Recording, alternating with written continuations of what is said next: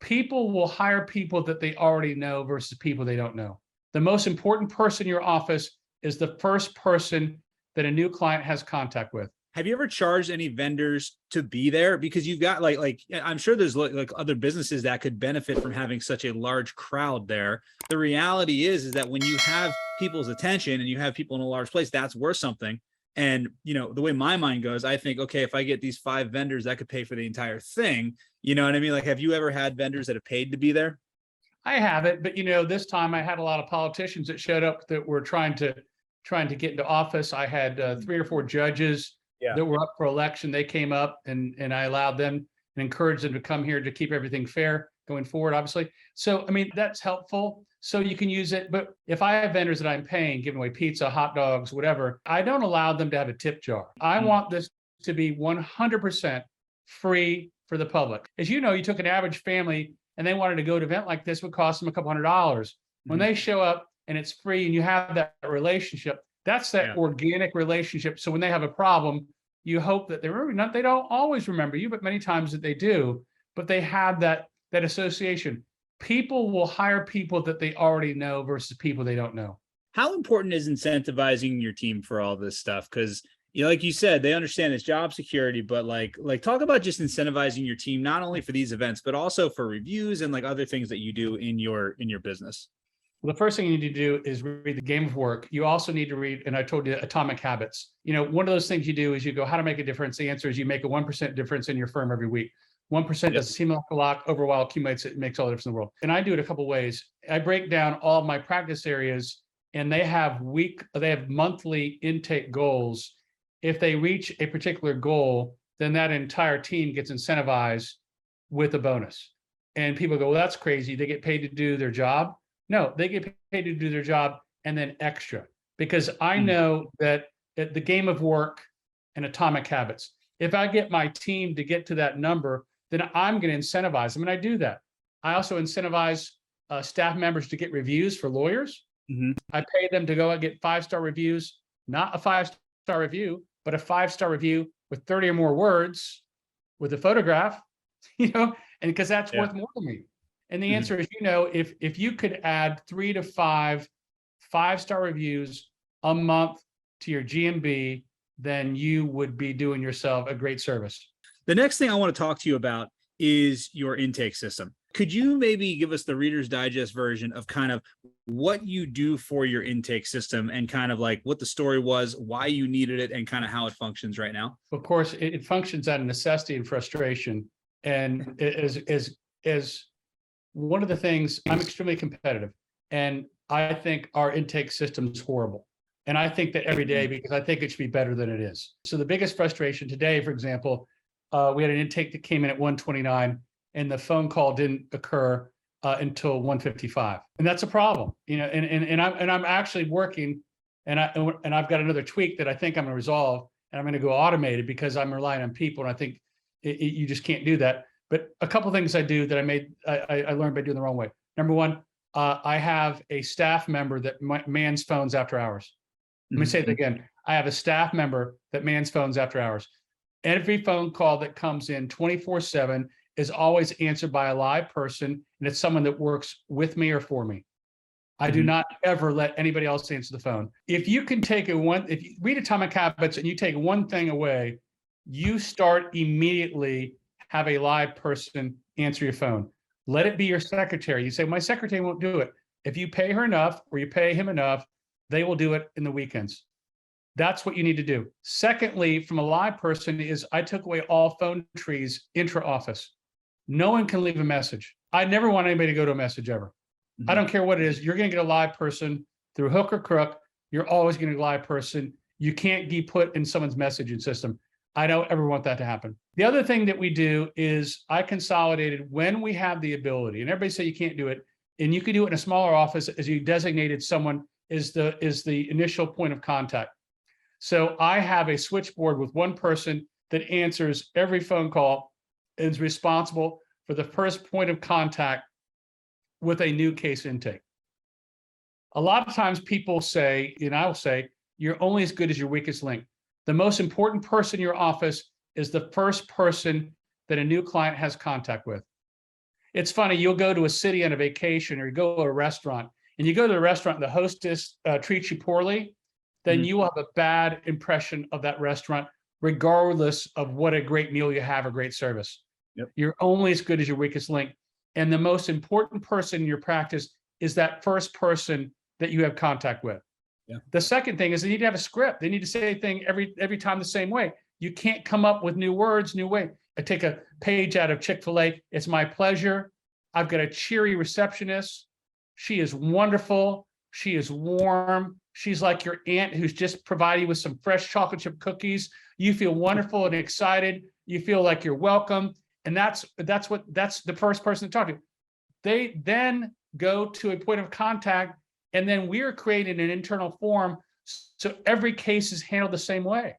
Mhm. So the other thing that happens is, we have a Social Security practice, and I talked before, we're doing a lot of Facebook marketing. What happens is if someone reaches out to us and they are contacted, first of all, I try not to let the ever respond, but if someone emails us and we call them back or email them back and they don't respond, I've got the rule of 3 times 3 times 3.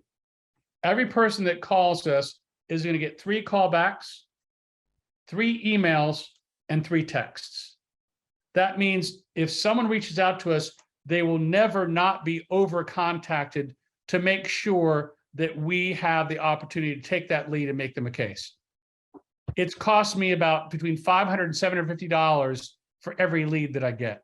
So that's very, very expensive because it's come through either my website, either my Facebook marketing, either my whatever I've done, that costs me money. So I want to make sure that I track those folks down. An intake system, I'm going to automate it because I'm still frustrated. If you do criminal defense in the chat, you know that when someone calls, they're on fire. And if I wait 30 minutes or an hour to respond, that's a huge problem. I also know I can't take an intake and tell them, come see me next Thursday. That never works. The rule is I want them to be seen that day. Urgency. I am now so frustrated that I don't want to have any lapse, that I want a time that the phone call comes in, the text comes in, the Facebook Messenger comes in, the Facebook like comes in, the whatever that is that reaches out.